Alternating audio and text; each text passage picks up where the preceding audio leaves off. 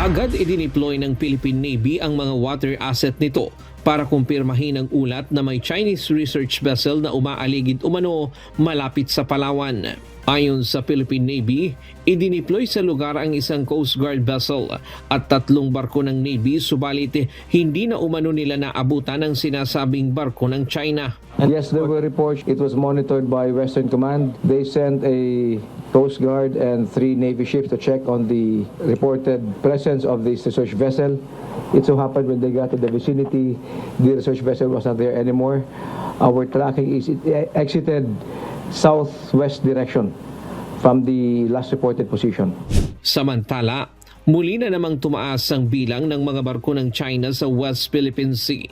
Batay sa ulat ng Philippine Navy, umabot sa 251 ang Chinese vessels na namataan mula noong September 17 hanggang 23. Mas marami ito kumpara sa 157 na naitala noong nakalipas na linggo. This time, ito ang pinakamalaking increase. From 157, it went down a bit, then it went up to 251. For whatever reason, I don't want to speculate on that. We continue monitoring, we continue performing our mandate. Ito na ang pinakamataas na bilang ng Chinese ships na namonitor ng sandataang lakas mula nang mag-umpisa ang kanilang monitoring sa galaw ng China sa West Philippine Sea. Naobserbahan din ang muling pagdami ng puwersa ng China mahigit 1 linggo matapos mapilitang umalis ang BRP Teresa Magbanwa ng Philippine Coast Guard sa Sabina o Skoda Shoal.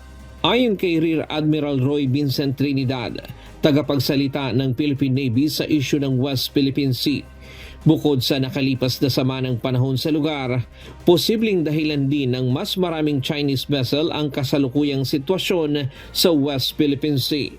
Not only the weather, there are other factors involved, but we have seen that in the past, during a weather disturbance, the numbers go down. After the disturbance is passed, it increases. Sa na-monitor ng Chinese forces, kapansin-pansin ang pagdami ng Coast Guard vessels at Navy ships sa Sabina Shoal.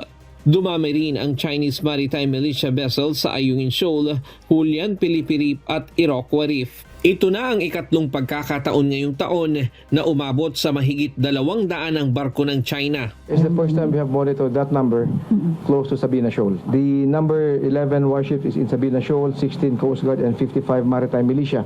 I don't want to speculate on their presence. It is within the force projection capability of the entire South Sea Fleet. Sa kabila nito, tiniyak ng Philippine Navy na hindi pa rin kontrolado ng China ang Sabina Shoal. Malaya rin nila na nakakapagpatrolya ang mga barko ng Pilipinas doon, pati na sa Ayungin Shoal at iba pang bahagi ng pinagtatalunang West Philippine Sea. The mere fact that the AFP, the Navy, the Air Force, and the Army could continue performing our mandate. We continue sailing the seas and flying the skies.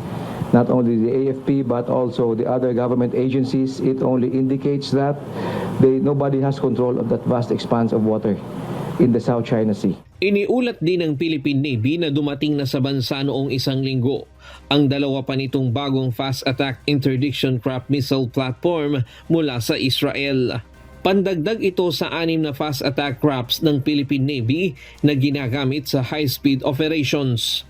Ryan Lacanlale, UNTV News and Rescue.